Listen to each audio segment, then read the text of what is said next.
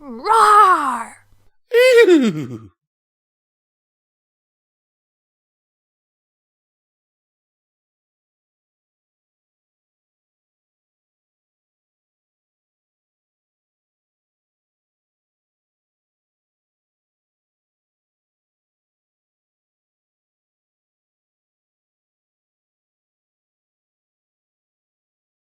Daring Do and the Hollow House by DemonBrightSpirit.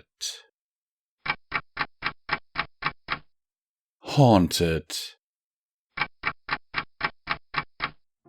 It was an epic journey of wits and endurance.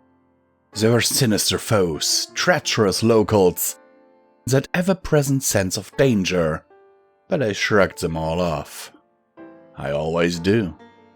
Now I return to my private house, victorious, tired, sore, and filthy, but victorious nonetheless. Standing before it, my house doesn't strike one as a spectacular structure. Modest, really. But you can't beat the location, smack dab in the middle of nowhere. It's where I write about my adventures under the pen name AK Yearling and unwind after my awesome adventures. I used to call it home. That seems so long ago. I hesitate once my hoof touches my door handle. Weary as I am, some part of me cries out against my entry. With a sigh, I force through that blasted trepidation and march forward. As soon as I'm inside, I toss my pith helmet onto a nearby table. "I'm back!" I find myself calling out. Only silence greets me in return. I just can't seem to break that insufferable habit. It only reminds me of better days. "I'm back!" I call out, entering my home. Instantly, two hoofs snake around my neck. "About time you got back!" That succulent voice rings in my ears as a flurry of kisses pelts my cheek. I can't help but grin as I pull her to me. I can't help but sigh as I throw my pack onto my kitchen table. No pony greets me anymore, but it's not like that's a problem.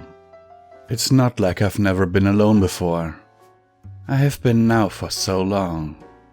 I run a hoof through my oily, grey mane. The grimy texture alone screams for me to take a shower, but I have other priorities. My thirst draws me to the sink. The few dishes that have survived a dozen ransackings sit there in a pool of fetid water. How long was I gone this time? A week at least. Probably more. Washing the dishes and clearing out rotten food from the cupboards wasn't going to be fun, but they'd been waiting this long. A little more time to rot wouldn't hurt. Turning on the tab, I gulp straight from the faucet. As my thirst diminishes, I take the opportunity to run the cool water over my head. It felt heavenly. After indulging myself for a short time, I withdrew and whipped my head around. I turn off the water, mildly regretting flinging water everywhere. It was just more stuff I was going to have to clean. I miss coming back to her. I never had to worry about food going rotten and dust and grime piling up. It was always clean and warm. "I'll bet you're famished, Daring," she says, smiling at me, those emerald eyes dancing. "Why don't you hop in the shower and I'll fix us a nice meal? I just can't wait to hear all about your adventures this time." Clean and warm. I could use that shower about now. Throwing my shirt haphazardly to the floor, I trot into the bathroom. In but a moment, I relish the steamy water falling over me. The heat seeps into my sore muscles, gently drawing out the aches and pains from my adventures.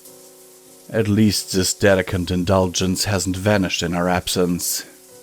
I sigh, pressing my face against the cool side of the shower. I may still have this luxury, but I don't have her. Did I really make the right choice? "What? You're going out on another adventure?" She indignantly shouts at me. "I I was just filly napped and now you're going to go cross the same ponies again? Don't you care at all about me? Of course I care, I say, stomping a hoof. I rescued you last time, and if they're foolish enough to try again, I'll just save you again. There's nothing to worry about. I adjust my hat before pointing to the door.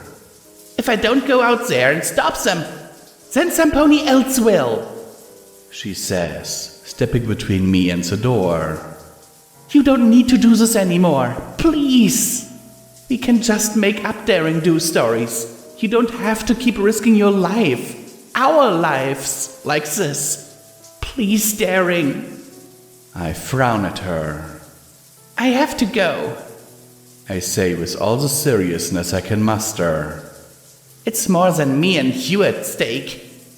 No, she shakes her head, glaring at me. That's exactly what's at stake.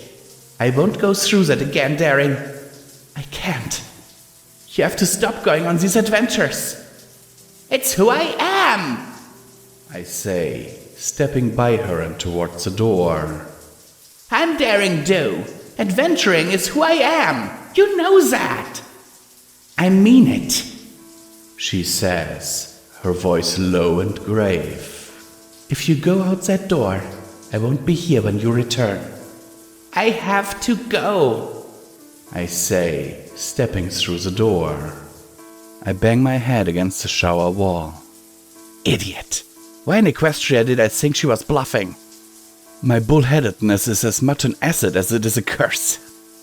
It has saved my life, the lives of many, countless times, and it took from me the thing I treasured most.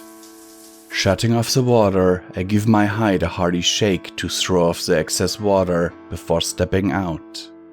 Half-heartedly drying myself with a previously discarded towel, I trot out and nearly immediately freeze in my tracks. Right there, just a few paces away from the door. That's the last time I ever saw her. That memory is seared into my mind, haunting me, taunting me. Every once in a while, at a time like this, a different sort of memory eludes me. When did I last tell her that I love her? I can't remember. Tearing myself back to the present, I slog on by and head upstairs, dripping water all the way. I just have to sit down and write out my latest adventures. That's all. Something to rip my mind away from here. Away from this hollow house that haunts me with my regrets. Maybe if I just get my mind off it, more pleasant memories will come back to me. Those memories where she is smiling, and kind and loving. Those echoes of happiness long since past.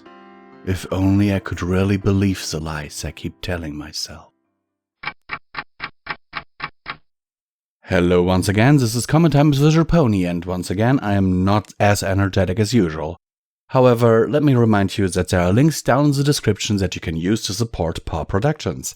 These include our merch store, PayPal donation links, Patreon, and of course, next to the subscribe button, you can become a channel member. Now, let's get started here. Okay. I read this because I thought the short description seemed interesting, and I know how hard it can be to have a work-life balance. And oh my god, this hits so close to home. I remember when I started working in nursing, my circle of friends shrunk a lot. Nowadays I only have like 3 or 4 people who really are my friends. The rest basically left me. So I can really understand what Daring is going through here. Because working in nursing, you don't have time off on the weekends. You have to work on holidays. Vacation time for you is usually when others are working, while when they are on vacation, you are working, it's like, I can completely understand this here. And to everyone out there who is struggling with a similar situation, ask yourself, what is more important? Money? Fame? Success in your job? or to come home to someone who's loving you. I definitely know that I would choose the latter. Sincerely yours, Visual Pony, and I hope that this story finds you in good health and in good spirits.